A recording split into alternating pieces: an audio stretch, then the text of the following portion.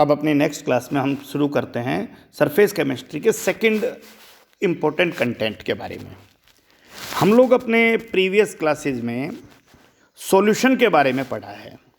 आपका 12th में भी सॉल्यूशन के बारे में जिक्र है और सॉल्यूशन को बहुत क्लियरली डिफाइन किया गया है, होमोजीनियस मिक्सचर ऑफ टू और मोर कंपोनेंट, राइट। यानी टू और मोर कंपोनेंट को एक दूसरे में मिक्स कर दीजिए, इस तरीके से कैसे मिक्स कर दीजिए कि अब उनकी कंपोजिशन पूरे मिक्सचर में यूनिफॉर्म नजर आए, होमोजीनियस, राइट।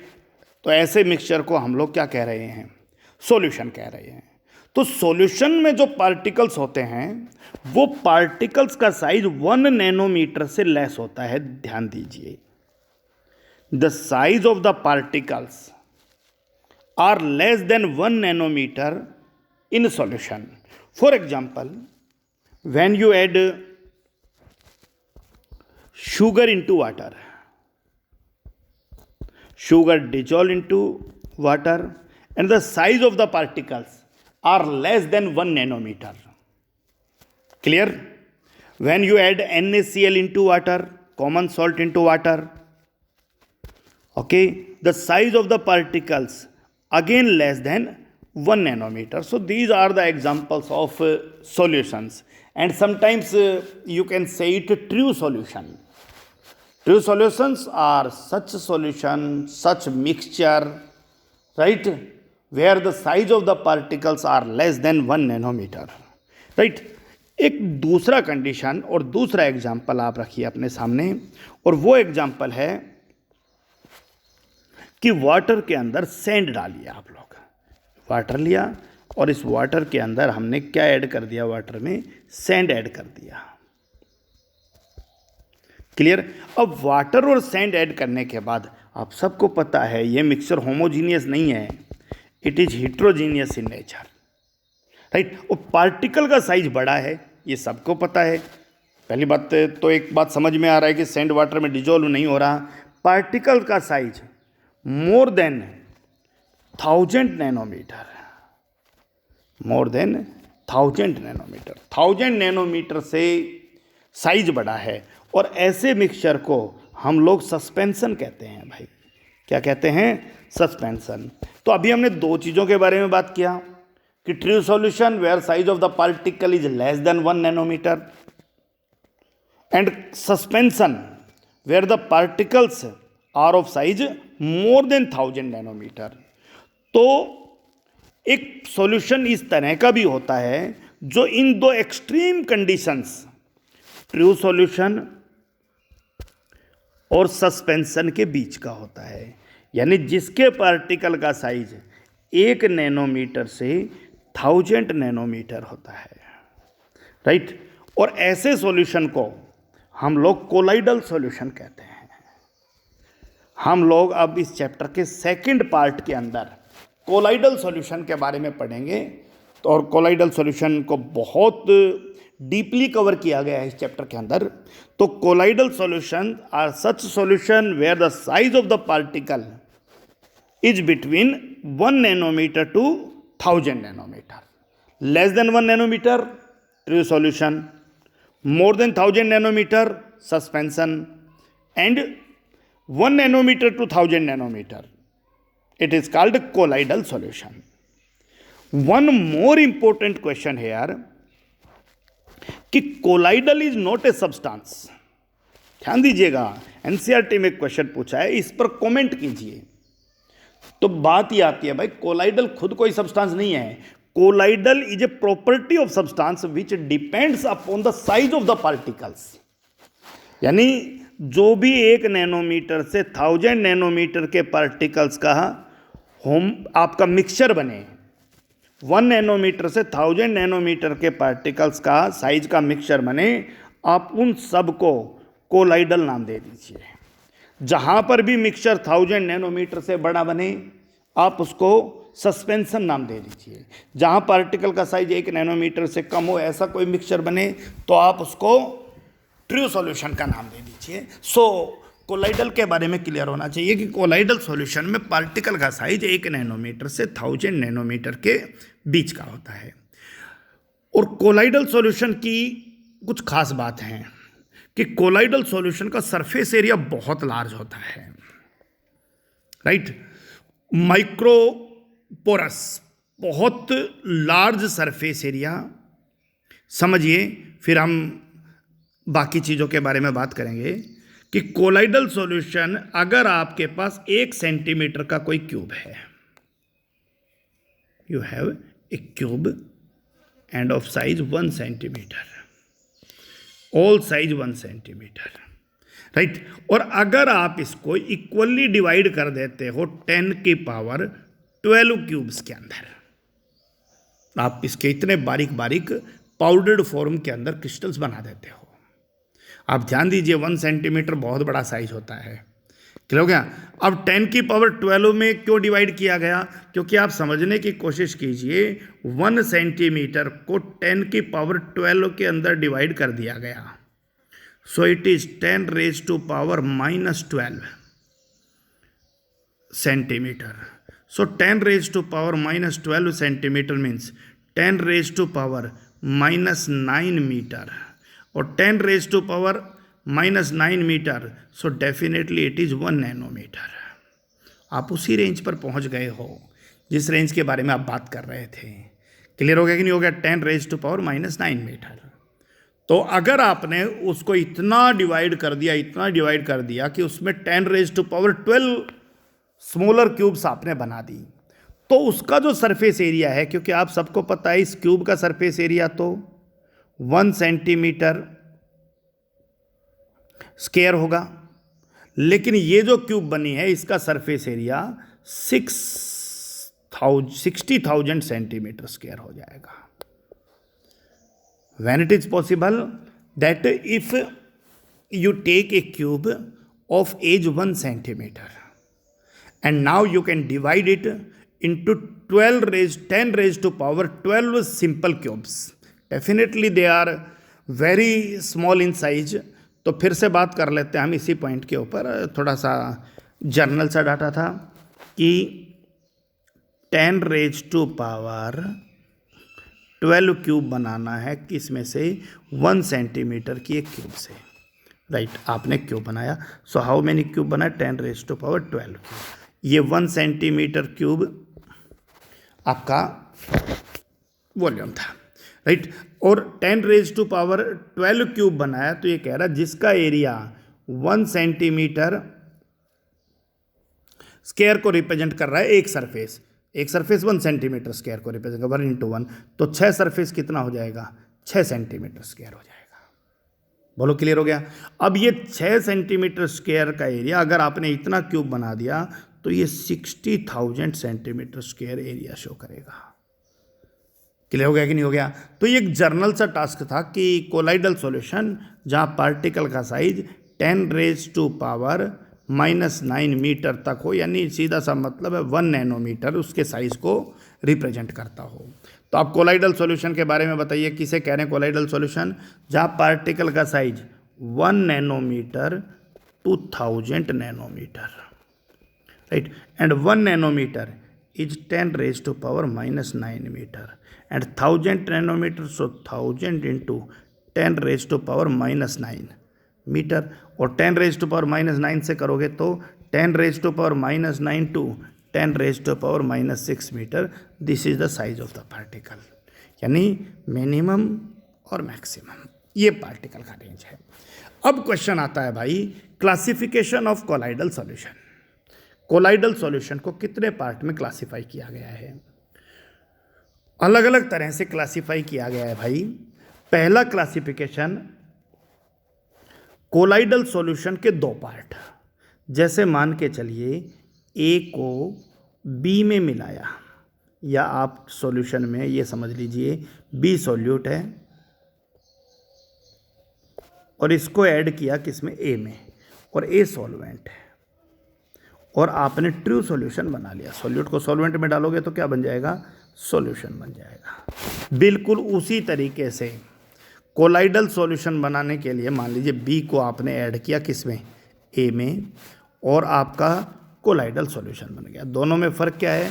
यहाँ पार्टिकल का साइज 1 नैनोमीटर से कम है, या पार्टिकल का साइज 1 नैनोमीटर से 1000 नैनोमीटर के बीच है। Point is clear.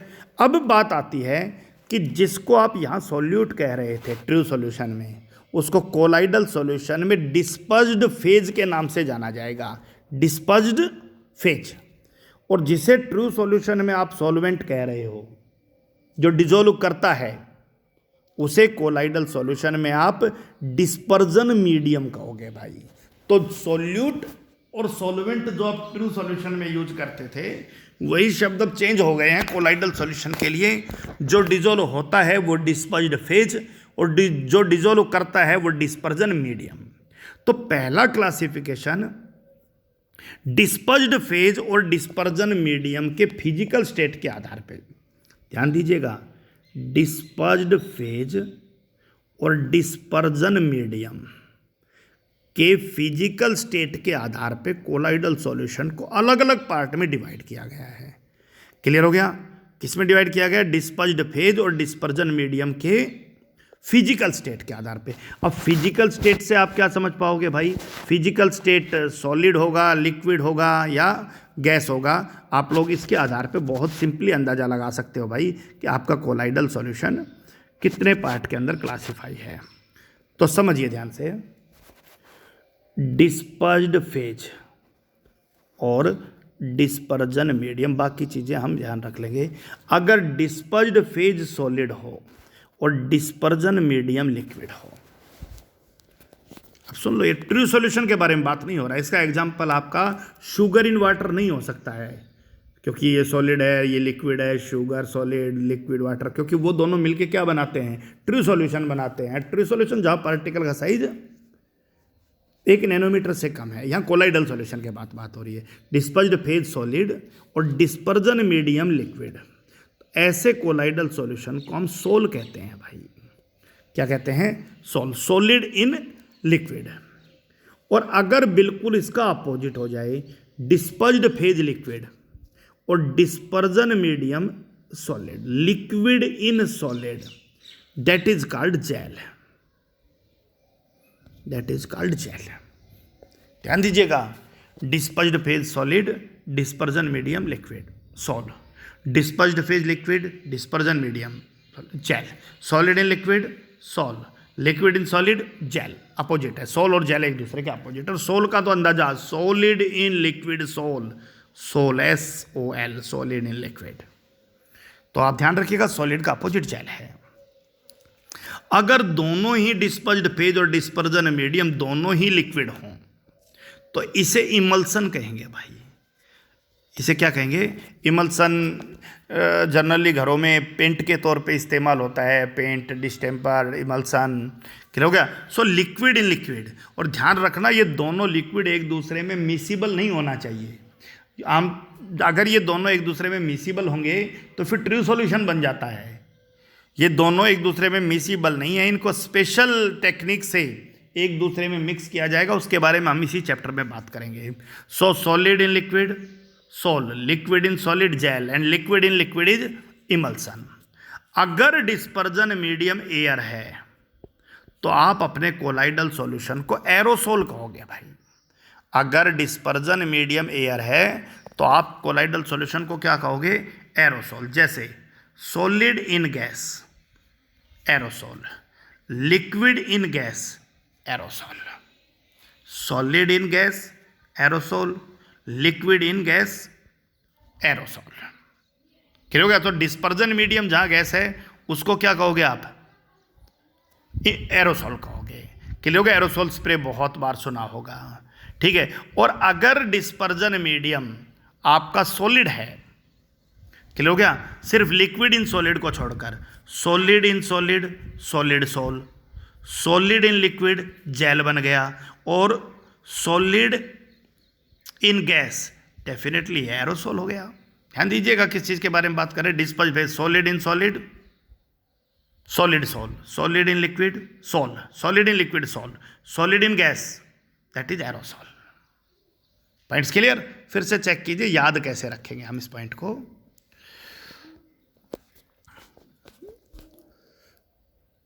डिस्पर्ज्ड phase and dispersion medium, right, or type of colloidal solution, right?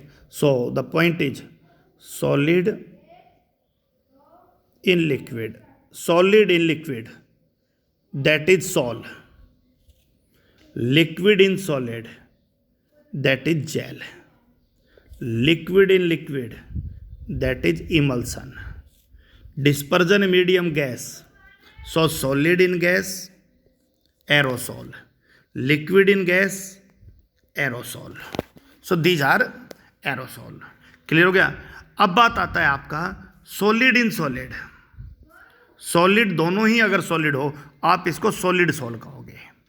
Clear हो गया? सॉलिड इन सॉलिड, क्योंकि फिजिकल स्टेट सॉलिड ही रहेगा, सॉलिड में सॉलिड डालोगे, ध्यान रखना। लेकिन लिक्विड इन सॉलिड अगर कर दिया तो फिजिकल स्टेट सॉलिड नहीं रहेगा, वो आपका सेमी सॉलिड बन जाएगा, जेल। और अगर गैस इन सॉलिड डाला तो फिर से ये आपका सॉलिड रहेगा। सो it is also called solid sol. So solid sol दो तरह का है, सॉलिड इन सॉलिड डालोगे तो भी सॉलिड ही रहेगा रिजल्टेंट, और गैस इन सॉलिड डालोगे तो भी रिजल्टेंट सॉलिड ही रहेगा। तो इन दोनों केस में आप सॉलिड सोल कहोगे। लेकिन लिक्विड इन सॉलिड तो आपको पता सोल का अपोजिट है, जिसे आप क्या कहते हो? जेल कहते हो। तो बहुत सिंपल पॉइंट था, बहुत आसानी से याद रह जाएगा, और जिस तरीके से मैं बता रहा हूँ उस तरीके से आप लोग ध्यान रखिएगा, बहुत इजी है। पॉइंट को ध्यान रखना, फिर से क्लियर कर रहा हूँ, dispersed phase and dispersion medium और कोलाइडल सॉल्यूशन। आप पूरा नाम लिखेंगे, ऐसा कोई एब्रीवेटेड वर्ड यूज नहीं होते हैं। ओके, द पॉइंट इज अगर डिस्पर्स्ड फेज सॉलिड है और डिस्पर्जन मीडियम लिक्विड है, आप इसको सोल कहिए। अगर ये लिक्विड है और ये सॉलिड है, आप इसको जेल कहिए। दोनों लिक्विड हैं, आप इसको इमल्सन कहिए। क्लियर हो गया? सॉलिड इन गैस और लिक्विड इन गैस, दोनों ही केस में आप इसको एरोसोल कहिए, एरोसोल कहिए। क्लियर हो गया? और उसके बाद बात आती है भाई आपका गैस के बारे में। क्लियर हो गया? अब हम बात कर लेते हैं सॉलिड, सॉलिड इन सॉलिड और गैस इन सॉलिड, ताकि फिजिकल स्टेट सॉलिड ही रहे, राइट। इसे भी सॉलिड सोल कहोगे और नीचे वाला भी क्या कहलाएगा? सॉलिड सोल कहलाएगा। क्लियर हो गया? और the last point is when ever the gas dispersed in liquid, अगर गैस किसी लिक्विड में डिस्पर्स्ड है तो इसे फोम कहेंगे हम। क्या कहेंगे? Foam. Gas in liquid, foam झाग। झाग में क्या होता है? गैस डिस्पर्स्ड होती है किसके अंदर? लिक्विड के अंदर, और फॉर्म बनता है। Point is clear? ओके, सो ध्यान रखिएगा, कुछ छोटे छोटे क्वेश्चन और बनते हैं यहाँ से। और वो क्वेश्चन क्या कहते हैं कि अगर डिस्पर्जन मीडियम वाटर है तो आप अपने कोलाइडल सॉल्यूशन को हाइड्रोसोल या एक्वासोल कहोगे। अगर डिस्पर्जन मीडियम वाटर है तो आप अपने कोलाइडल सॉल्यूशन को हाइड्रोसोल, हाइड्रो वाटर के लिए, और एक्वासोल कहोगे। अगर डिस्पर्जन मीडियम एल्कोहल है तो आप इसको एल्कोसोल कहोगे। अगर डिस्पर्जन मीडियम बेंजीन है तो आप इसको बेंजोसोल कहोगे। तो depending upon the physical state of dispersed phase and dispersion medium, the colloidal solution is divided into many parts, and that parts are sol, gel, emulsion, foam, solid sol, aerosol। Clear हो गया? और dispersion medium जहाँ water हो उसे hydrosol या Aquasol, dispersion medium जहाँ alcohol हो उसे एल्कोसोल, डिस्पर्जन मीडियम जहाँ बेंजीन हो वहाँ बेंजोसोल। सो this is the first classification of colloidal solution, and that classification depends upon the physical state of dispersed phase and dispersion medium. Point is clear? The second point is depending upon the interaction between dispersed phase and dispersion medium. Try to understand. This is dispersed phase or this is dispersion medium. Very interesting. अगर dispersed phase और dispersion medium एक दूसरे के लिए loving nature रखते हैं, कौन? Dispersed phase और डिस्पर्जन मीडियम अगर एक दूसरे के लिए लविंग नेचर रखते हैं तो ऐसा जो कोलाइडल सॉल्यूशन बनता है उसे लायोफिलिक कोलाइडल सॉल्यूशन कहते हैं। Philic, loving. क्लियर हो गया? दूसरी तरफ अगर आपका दोनों एक दूसरे के लिए हेटिंग नेचर रखते हैं, ये इसको पुश कर रहा है और ये इसको पुश कर रहा है, हेटिंग नेचर रख रहे हैं। और ऐसी स्थिति में अगर हमने दोनों को मिलाकर 1000 से और 1 नैनोमीटर के बीच में रख दिया, क्लियर हो गया, तो आपका जो कोलाइडल सॉल्यूशन बन गया उसे लायोफोबिक कोलाइडल सॉल्यूशन कहेंगे। सो डिस्पर्ज्ड फेज और डिस्पर्जन मीडियम अगर लविंग नेचर रखते हैं तो लायोफिलिक, डिस्पर्ज्ड फेज और डिस्पर्जन मीडियम अगर हेटिंग नेचर रखते हैं तो that it is called lyophobic. Clear हो गया, दोनों ही केस में वेदर इट इज लायोफिलिक और lyophobic the particle size is between 1 nanometre to 1000 nanometre, 1 nanometre से 1000 नैनोमीटर के बीच में मिलेगा। अब प्रश्न आता है भाई कि लायोफिलिक में डिस्पर्ज्ड फेज डिस्पर्जन मीडियम में जैसे ही मिक्स करोगे वैसे ही कोलाइडल सॉल्यूशन बना लेगा, क्योंकि एक दूसरे के अंदर लविंग नेचर रखते हैं। ध्यान रखिए, दोनों एक दूसरे के अंदर क्या रखते हैं, लविंग नेचर रखते हैं। और इसके बहुत कॉमन एग्जाम्पल हैं गम, जिलेटिन, स्टार्च, रबर। इनको किसी सूटेबल डिस्पर्जन मीडियम में डाल दीजिए, ये उस डिस्पर्जन मीडियम के लिए लविंग नेचर रखेंगे और आपका कोलाइडल सॉल्यूशन बन जाएगा कैसा, लायोफिलिक। क्लियर हो गया। अगर आपने किसी प्रोसेस के द्वारा डिस्पर्जन मीडियम को अलग कर दिया, ध्यान दीजिएगा, फिर से रिपीट कर रहा हूं मैं, डिस्पर्ज्ड फेज और डिस्पर्जन मीडियम दोनों एक दूसरे के लिए लविंग हैं, खींच रहे हैं एक दूसरे को, so the arrow is correct. और दोनों एक दूसरे के लिए हेटिंग है, अवे कर रहे हैं। ठीक है, लविंग है तो आप इसको क्या कह रहे हो, लायोफिलिक कह रहे हो, और हेटिंग है तो आप इसको लायोफोबिक कह रहे हो। The point is clear. So when dispersed phase and dispersion medium are loving for each other, so the colloidal solution is lyophilic and it is easily prepared by simple mixing. Why it is easily prepared by simple mixing? Because both are very loving to each other. Both dispersed phase and dispersion medium have loving nature for each other, so it is lyophilic colloidal solution. Point is clear. The another important point is whenever during any physical change dispersion medium remove, मान लीजिए evaporation से dispersion medium अलग हो गया, आप दोबारा से dispersion medium add करिए, फिर से आपका लायोफिलिक कोलाइडल सॉल्यूशन तैयार हो जाएगा। सो definitely it is reversible in nature. Clear हो गया। सो लायोफिलिक कोलाइडल सॉल्यूशन नेचर में रिवर्सेबल सोल है। क्लियर हो गया कि नहीं हो गया? ठीक है, आप ध्यान रखना। और दूसरा, क्योंकि डिस्पर्ज्ड फेज और डिस्पर्जन मीडियम एक दूसरे के लिए लविंग नेचर रखते हैं, इसलिए आसानी से डिस्पर्ज्ड फेज को इससे अलग नहीं किया जा सकता। क्लियर हो गया। इसीलिए ये क्वाइट स्टेबल है, क्वाइट स्टेबल है। ध्यान रखना कि डिस्पर्ज्ड फेज अगर अलग हो गया तो इस प्रोसेस को यहाँ कोगुलेशन कहेंगे। जैसे आपका ट्रू सॉल्यूशन में प्रेसिपिटेशन होता है, वैसे ही कोलाइडल सॉल्यूशन में कोगुलेशन टेक्स प्लेस होता है। So what are the properties of lyophilic colloidal solution? We know that dispersed phase and dispersion medium are loving for each other. If dispersed phase and dispersion medium are loving for each other, the colloidal solution is called lyophilic colloidal solution. Point is clear, right? और इसके बारे में कुछ important point कि अगर somehow you remove dispersed phase from dispersion medium from dispersed phase, so how will you again make the colloidal solution? By simply adding the dispersion medium. फिर से इसमें डिस्पर्जन मीडियम आप डाल दीजिए colloidal, so it is reversible solve.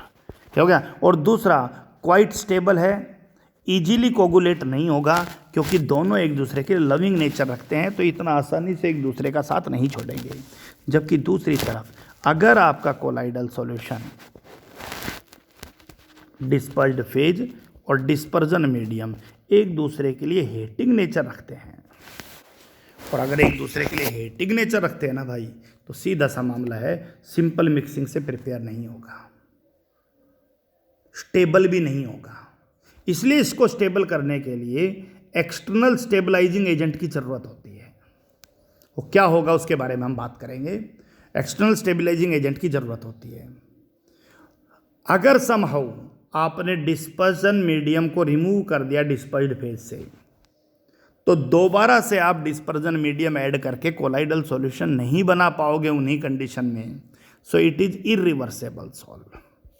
Clear हो गया। So दो बहुत इंपॉर्टेंट पॉइंट क्लियर हुए। Depending upon the interaction between dispersed phase and dispersion medium, colloidal solution are classified into two types, the lyophilic and lyophilic. The lyophilic solve where dispersed phase and dispersion medium are loving to each other, and lyophobic colloidal solution where dispersed phase and dispersion medium are hating of each other, एक दूसरे के लिए hating nature रख रहे हैं। Point is clear? So one more classification, and the last classification is depending upon the particle size. समझिए ध्यान से, dispersed phase के पार्टिकल्स के साइज के आधार पे, if the particles of dispersed phase are very small, less than 1 nanometre, less than 1 nanometre, और ये पार्टिकल एग्रीगेट होकर अपने साइज को किस रेंज में ले आते हैं, 1 नैनोमीटर से 1000 नैनोमीटर के बीच में ले आते हैं। 1000 नैनोमीटर, यानी जो लेस देन 1 नैनोमीटर था वो एग्रीगेट होकर किस साइज में आ गए, 1000 नैनोमीटर के बीच में आ गए। तो क्योंकि बहुत सारों ने मिलके वो कोलाइडल सॉल्यूशन बनाया है, ऐसे कोलाइडल सॉल्यूशन को हम मल्टी मोलिकुलर कोलाइडल सॉल्यूशन कहेंगे। भाई क्या कहेंगे, मल्टी मोलिकुलर, बहुत सारे molecules. So multi molecular colloidal solution is prepared where the particles having size smaller than 1 nanometer aggregate together to form the particles of size 1 nanometer to 1000 nanometer. So it is called multimolecular colloidal solution. Clear हो गया कि नहीं हो गया। सो sulphur का colloidal solution इसका एक बहुत कॉमन एग्जांपल है, आप ध्यान रखिएगा। The next one is so multi, जिसमें बहुत सारे मॉलिक्यूल्स आए। तो बहुत सारे मॉलिक्यूल्स कब आएंगे, जब बहुत सारे छोटे छोटे मिलकर और बड़ा बनाएं। अगर किसी पार्टिकल का साइज मोर देन 1000 नैनोमीटर है, मोर देन 1000 नैनोमीटर है, ऐसे पार्टिकल, बड़े पार्टिकल डिसोसिएट होके और किस रेंज में आ जाएं, 1 नैनोमीटर से 1000 नैनोमीटर के बीच में आ जाएं, 1 नैनोमीटर से 1000 नैनोमीटर के बीच में आ जाएं। तो फिर ऐसी स्थिति में क्या कहेंगे भाई, हम कोलाइडल सॉल्यूशन को 1 नैनोमीटर से 1000 नैनोमीटर के बीच में आते ही आपका कोलाइडल सॉल्यूशन तैयार हो गया। बड़ा मॉलिक्यूल डिकम्पोज हुआ है स्मॉलर मॉलिक्यूल में, बड़े से बना है, मैक्रो मॉलिक्यूल से बना है। So this colloidal solution is called macroscopic, macro molecular colloidal solution. So अभी हमने डिस्पर्स्ड फेज के पार्टिकल के साइज के आधार पे 2 तरह का क्लासिफिकेशन किया, फिर से सुन लो। जहां पार्टिकल का साइज 1 नैनोमीटर से कम हो, अगर वो ढेर सारे एग्रीगेट होकर 1 से 1000 नैनोमीटर के बीच के साइज में आ जाते हैं, तो ऐसे कोलाइडल सॉल्यूशन को आप मल्टी मोलिकुलर कोलाइडल सॉल्यूशन कहोगे।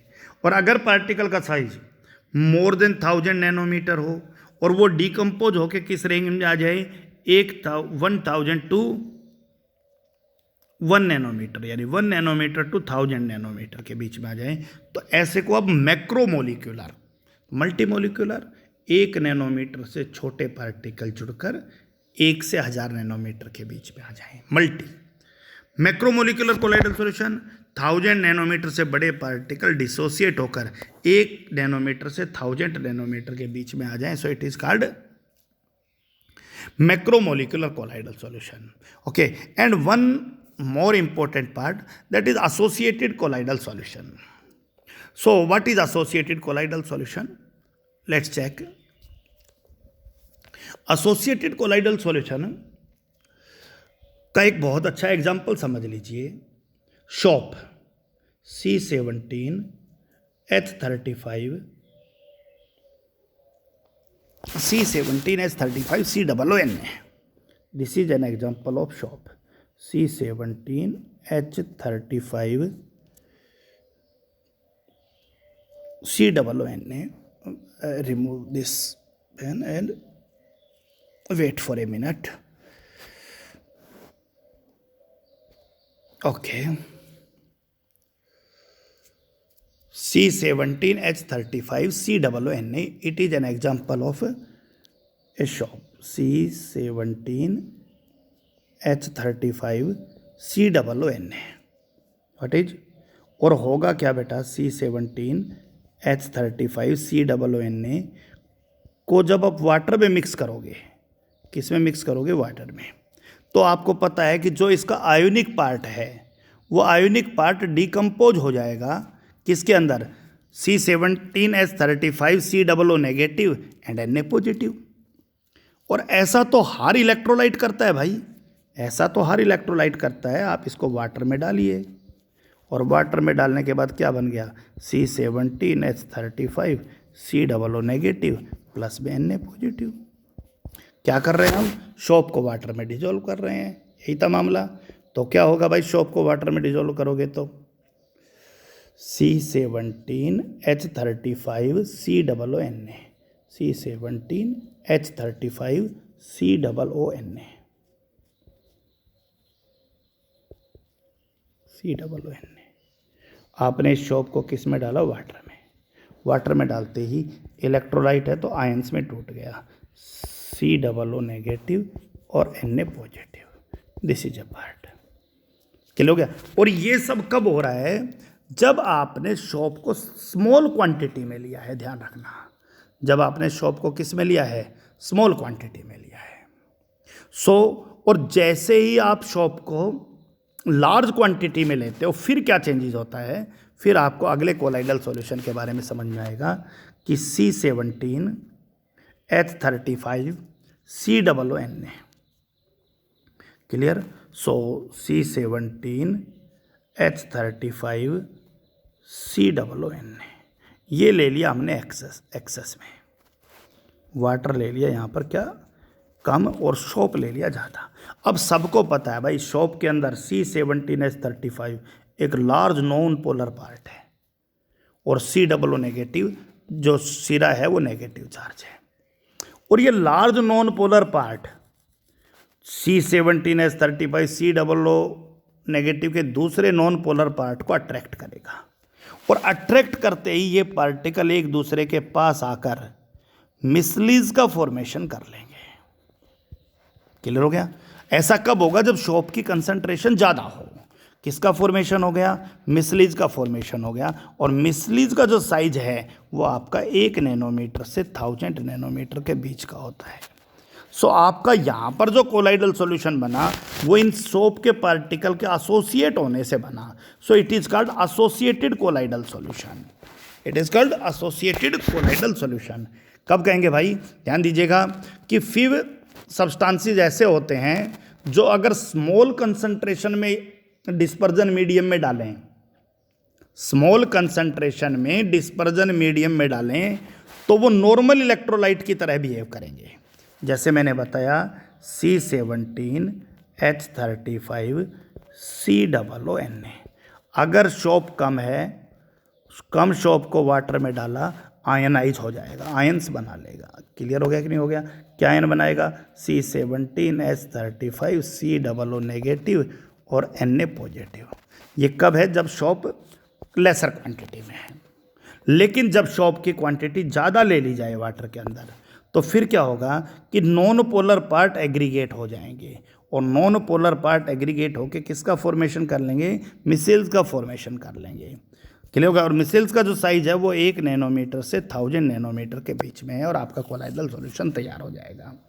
क्लियर है? 3 पॉइंट्स आर क्लियर कि मल्टी मोलिकुलर में बहुत सारे छोटे छोटे मॉलिक्यूल जिनका साइज 1 नैनोमीटर से कम है वो एग्रीगेट होके 1 नैनोमीटर टू 1000 नैनोमीटर आ जाएं। मल्टी मोलिकुलर जहाँ पर 1000 नैनोमीटर से बड़े पार्टिकल हैं और वो डिसोसिएट होकर 1 से 1000 नैनोमीटर में के बीच में आ जाएं, दैट इज कॉल्ड मैक्रोमोलिकुलर। और एसोसिएटेड कोलाइड के ऐसे सब्सटेंस जो लोअर कंसंट्रेशन में नॉर्मल इलेक्ट्रोलाइट की तरह बिहेव करें, लेकिन हायर कंसंट्रेशन में वो 1 नैनोमीटर टू 1000 नैनोमीटर के बीच में आ जाएं, तो ऐसा जो कोलाइडल सॉल्यूशन तैयार हो जाएगा उसे आपका एसोसिएटेड कोलाइडल सॉल्यूशन कहेंगे। अब प्रश्न आता है भाई कि अभी हमने एक बात किया कि कंसंट्रेशन कम होगी तो नॉर्मल इलेक्ट्रोलाइट कंसंट्रेशन इंक्रीज होते ही वो क्या बन जाएंगे, आपके कोलाइडल रेंज में आ जाएंगे। तो जिस मिनिमम कंसंट्रेशन, जिस कंसंट्रेशन से अबाव कोलाइडल सॉल्यूशन की फॉर्मेशन हो जाती है, मिसलीज की फॉर्मेशन हो जाती है, उसे क्रिटिकल मिसली कंसंट्रेशन कहते हैं। The concentration above which the formation of micelles takes place, right. और जिस टेम्परेचर से अबाव ये प्रोसेस होता है उसे क्राफ्ट टेम्परेचर कहा गया है। The formation of micelles takes place above the particular concentration, it is called critical misli concentration, और above the particular temperature, the temperature is called Kraft temperature। क्या हो गया? तो ये हमें ध्यान रखना है कि एक लोअर कंसंट्रेशन था तो नॉर्मल इलेक्ट्रोलाइट था, जैसे जैसे कंसंट्रेशन बढ़ती गई नॉर्मल इलेक्ट्रोलाइट से कोलाइडल सॉल्यूशन बनने की संभावना बढ़ती गई। तो जैसे ही एक पर्टिकुलर कंसंट्रेशन को सॉल्यूशन अटेन करेगा, वो नॉर्मल इलेक्ट्रोलाइट की तरह बिहेव करने के बजाय किसकी फॉर्मेशन कर लेगा, मिसलीज का फॉर्मेशन कर लेगा। तो द कंसंट्रेशन अबाव विच,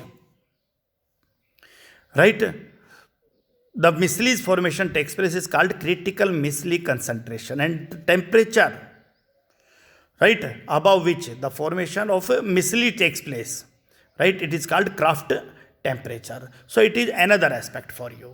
अब हम थोड़ा सा समझते हैं कि मिसली का फॉर्मेशन किस तरीके से होता है, that is another good point for us, right।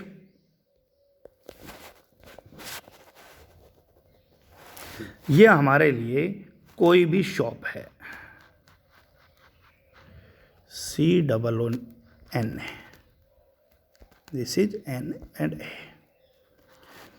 Right. और जब इस शॉप को आप डिजोल्व करते हो किसके अंदर, वाटर के अंदर डिजोल्व करते हो। इस शॉप को डिजोल्व करते हैं किसके अंदर, वाटर के अंदर, तो ये आयोनाइज हो जाता है भाई।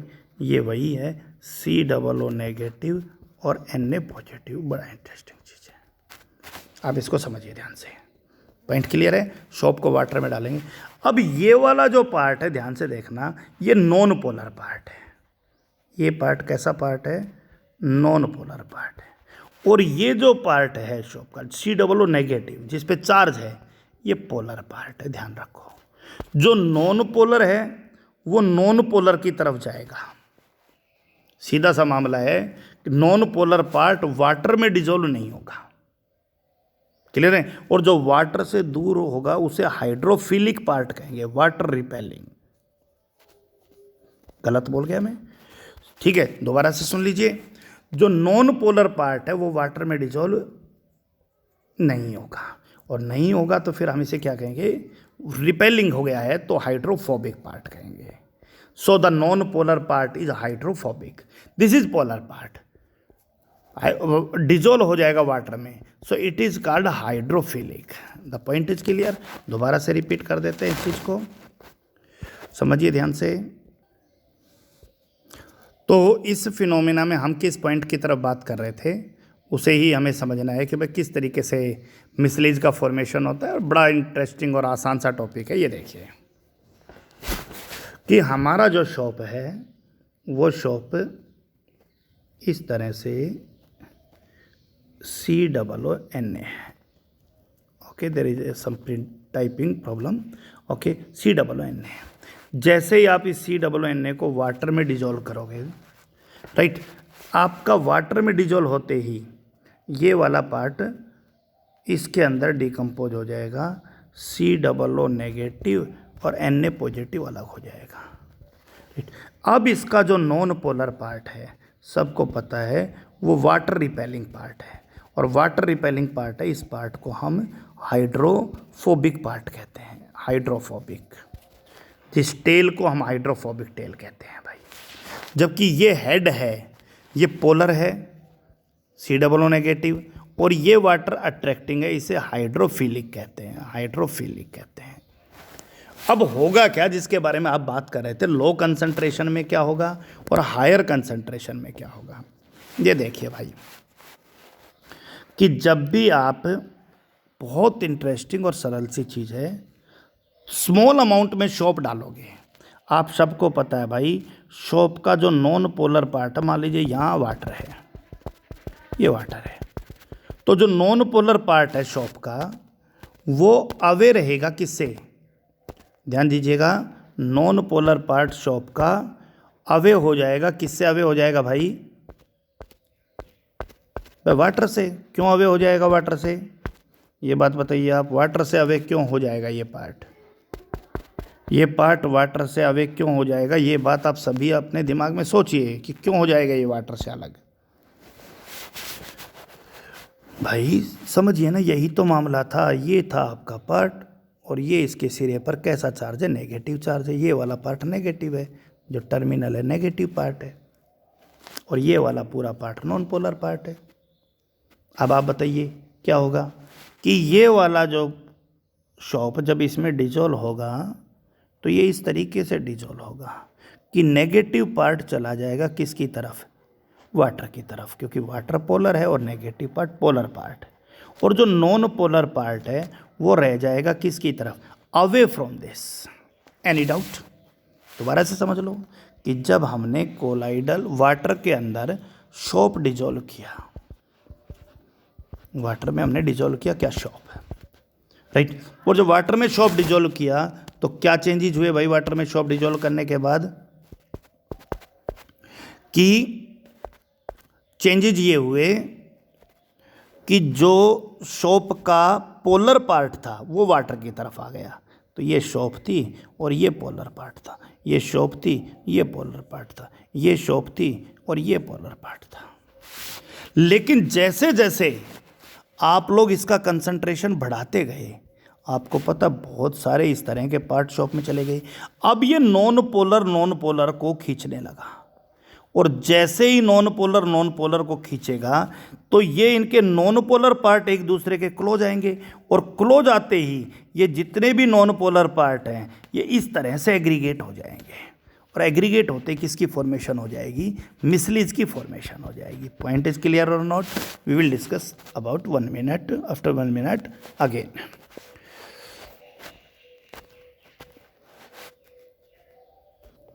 ठीक है, तो हम लोग समझ रहे थे कि भाई how the formation of micelle takes place. Now try to understand how the formation of micelle takes place. This is the water taken in a beaker, right, and what actually happens in the water we will discuss about when concentration is less and when concentration is more, the two different examples are given for you, right। अब प्रश्न आता है भाई कि concentration कम और ज़्यादा है तो फिर हमारे लिए ये पॉइंट तो क्लियर हो गया, राइट। अब हम एग्जांपल लेके चलते हैं कि कम और ज़्यादा हुआ तो फिर चेंजेस क्या हुए। जब आपने इसमें सोप लेस अमाउंट में डिजोल्व किया तो क्या होगा भाई, सोप का नेगेटिव पार्ट वाटर की तरफ होगा, क्योंकि वाटर पोलर और नेगेटिव पार्ट पोलर। लेकिन जैसे ही आप इसकी कंसंट्रेशन बढ़ाते जाओगे, अब बढ़ाते जाओगे, जैसे ये मान के चलिए कि कंसंट्रेशन बढ़ी, नेगेटिव था, नेगेटिव था, नेगेटिव था और नेगेटिव था और ज़्यादा नेगेटिव, तो ये जो नॉन पोलर पार्ट है ये एक दूसरे को अट्रैक्ट करेंगे, और ये इसको अट्रैक्ट करेगा, ये इसको अट्रैक्ट करेगा, ये इसको अट्रैक्ट करेगा, ये इसको और ये इसको, और नेगेटिव को क्या करेंगे, रिपेल करेंगे, और नॉन पोलर को क्या करेगा, अट्रैक्ट करेगा, क्योंकि इनके बीच में वंडरवाल फोर्स है। तो जो नॉन पोलर पार्ट और नॉन पोलर पार्ट एक दूसरे को अट्रैक्ट करेंगे वो इस तरीके से अट्रैक्ट करेंगे, ये वाला नॉन पोलर पार्ट है, क्या होगा, और किसकी फॉर्मेशन हो जाएगी, मिसलीज की। तो जो आपका हाइड्रोफोबिक पार्ट था, राइट, वाटर रिपेलिंग पार्ट था, ध्यान दीजिएगा, समझ में आ गया नहीं आ गया, क्लियर हो गया, वो अलग हो गया, और हाइड्रोफिलिक पार्ट अलग है। अब आपका हाइड्रोफोबिक कौन सा था, दोबारा से समझ लीजिए, ये आपका चेन है, नेगेटिव है। ये वाला पार्ट पोलर है, वाटर अट्रैक्टिंग है, हाइड्रोफिलिक है। ये वाला पार्ट वाटर रिपेलिंग है, हाइड्रोफोबिक है। हाइड्रोफोबिक के पास आ गया, क्लियर हो गया, और मिसलीज की फॉर्मेशन हो गई। So this is the way by which the micelles takes place. So what is our actual topic जो हम पढ़ रहे थे? हमने पढ़ा कोलाइडल सॉल्यूशन क्या होता है भाई। तो कोलाइडल सॉल्यूशन जहाँ पार्टिकल का साइज 1 नैनोमीटर से 1000 नैनोमीटर के बीच में हो, क्लियर हो गया। उसके बाद बात आई कि भाई कोलाइडल सॉल्यूशन का क्लासिफिकेशन किया, कैसे किया? तो हमने कहा भाई डिस्पर्स्ड फेज और डिस्पर्जन मीडियम की फिजिकल स्टेट के आधार पे हमने sol, gel, emulsion, solid sol, right, foam, बहुत सारी चीज़ों के बारे में बात किया। उसके बाद बात आया कि भाई डिस्पर्स्ड फेज और डिस्पर्जन मीडियम में इंट्रैक्शन के आधार पे हमने 2 पार्ट में बांटा, लायोफिलिक एंड लायोफोबिक, क्लियर हो गया। हमने फिर क्लासिफिकेशन किया भाई कि एसोसिएट हो रहे हैं या नहीं हो रहे हैं पार्टिकल्स, उसके आधार पे, इंट्रैक्शन के आधार पे, जिसमें हमने कहा कि कुछ पर्टिकुलर सॉल्यूशन ऐसे होते हैं जो लो कंसंट्रेशन में तो नॉर्मल इलेक्ट्रोलाइट की तरह बिहेव करते हैं, जैसे ही उनकी कंसंट्रेशन बढ़ जाती है वो कोलाइडल रेंज में आ जाते हैं मिसलीज का फॉर्मेशन करके। तो शॉप का एक बहुत अच्छा एग्जाम्पल लेकर चले, और हमने कि शॉप किस तरह से, जब शॉप का कंसंट्रेशन कम होता है तो शॉप वाटर में उसके पार्ट किस तरीके से किस पोजीशन पर होते हैं, और जैसे उसका कंसंट्रेशन बढ़ता है तो फिर कैसे मिसलीज का फॉर्मेशन हो जाता है, उस पॉइंट के ऊपर हमने बात किया, क्लियर हो गया। हमने क्रिटिकल मिसलीज कंसंट्रेशन के ऊपर और क्राफ्ट टेम्परेचर के ऊपर बात किया। तो आप लोग एनसीईआरटी को लाइन टू लाइन पढ़िए, सफिशिएंट से भी ज़्यादा है, कंपटीशन के लिए भी और बोर्ड के लिए भी मैक्सिमम है। इस चैप्टर को एनसीईआरटी से पढ़िए। So that's all for today. कल के टॉपिक के अंदर हम लोग प्रिपरेशन ऑफ कोलाइडल सॉल्यूशन के बारे में बात करेंगे कि कोलाइडल सॉल्यूशन किस तरीके से प्रिपेयर होगा। प्रिपरेशन के तुरंत बाद हम उसकी प्रॉपर्टीज़ के बारे में बात करेंगे, उसके प्योरीफिकेशन के बारे में बात करेंगे। सो हमारा कोलाइडल सॉल्यूशन एक बहुत इंपॉर्टेंट टॉपिक है जिसको हमें कवर करना है। That's all for today.